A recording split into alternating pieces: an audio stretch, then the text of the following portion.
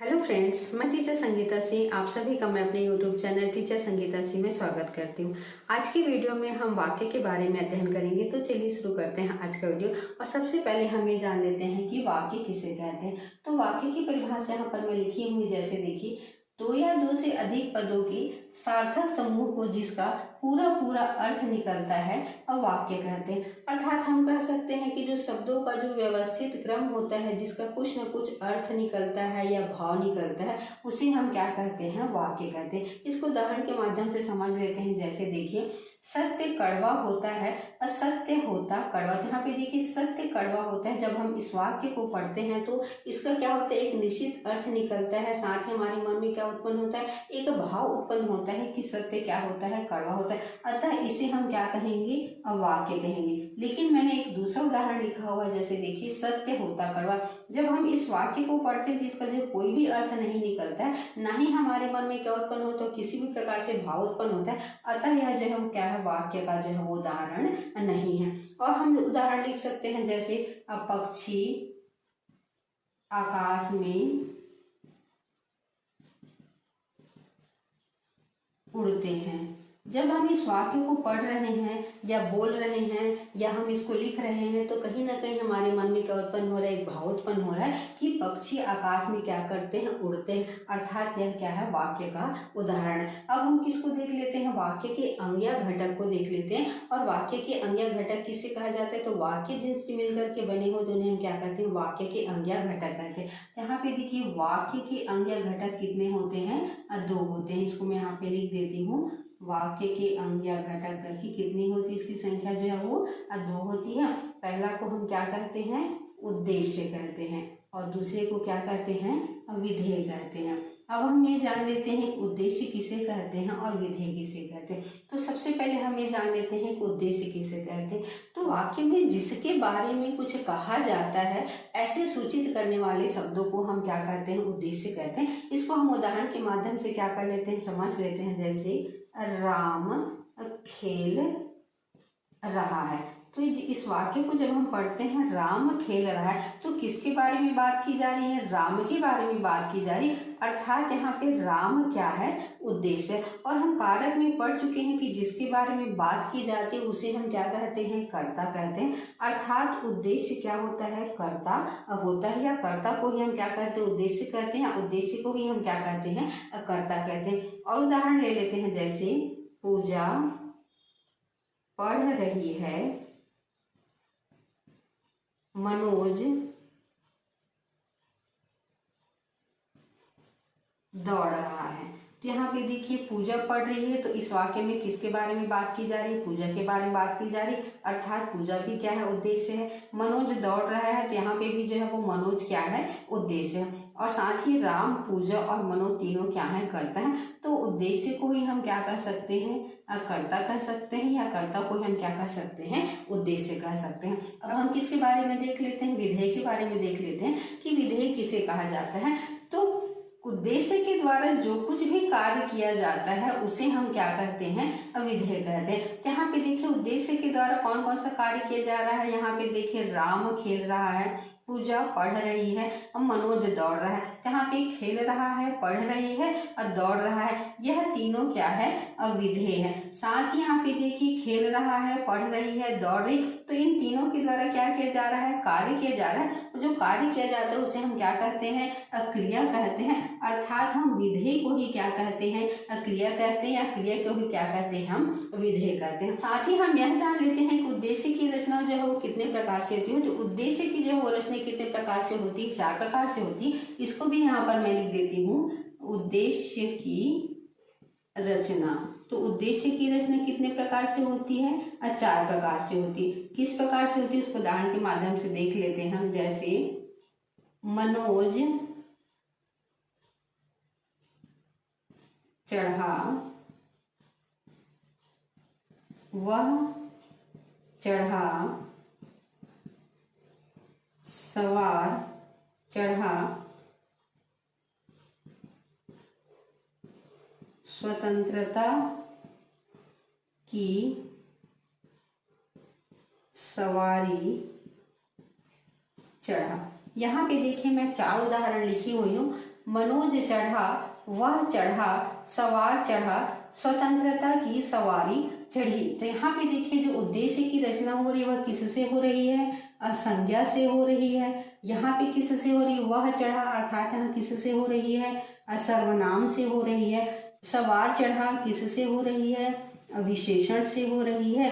और साथ स्वतंत्रता की सवारी चढ़ा वाक्यांश से हो रहा है। तो यहाँ पे देखिए मनोज चढ़ा वह चढ़ा, सवार चढ़ा, स्वतंत्रता की सवारी चढ़ा। इसमें मनोज, वह, सवार, स्वतंत्रता की सवारी, ये जितने भी शब्द दिए गए हैं यह सभी क्या है? उद्देश्यवाचक हैं।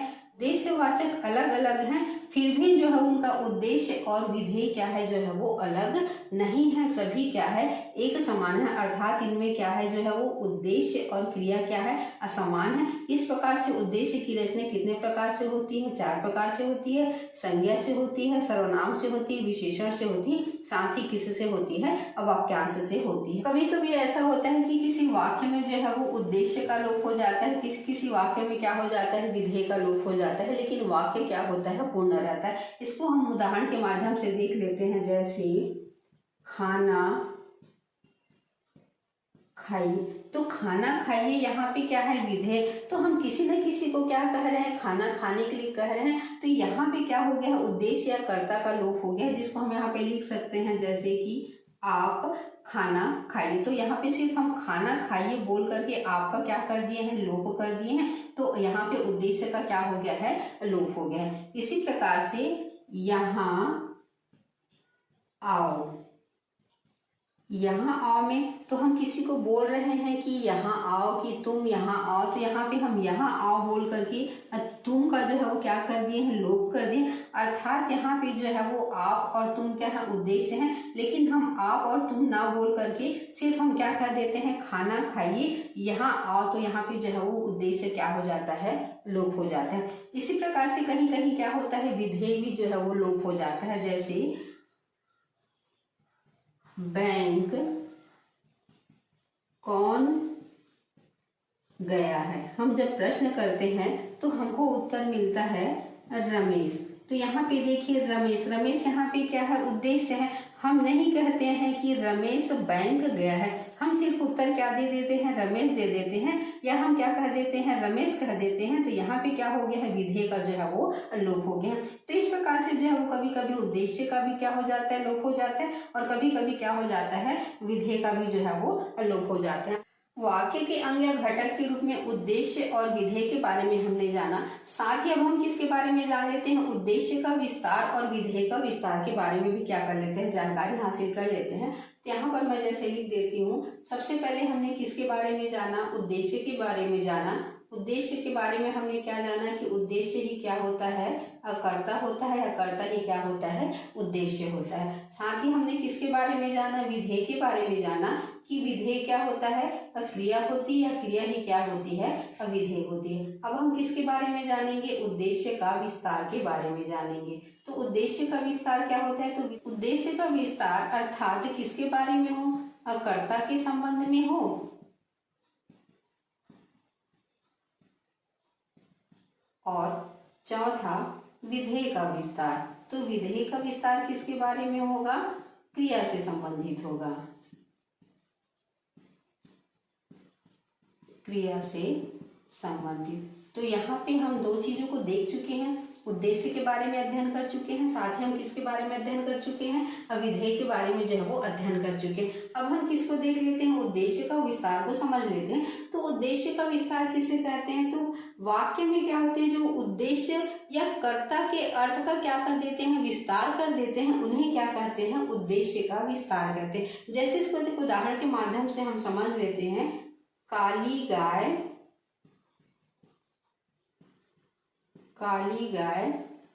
सुंदर है। तो यहाँ पे देखिए गाय क्या है? उद्देश्य है, और सुंदर क्या है? विधेय।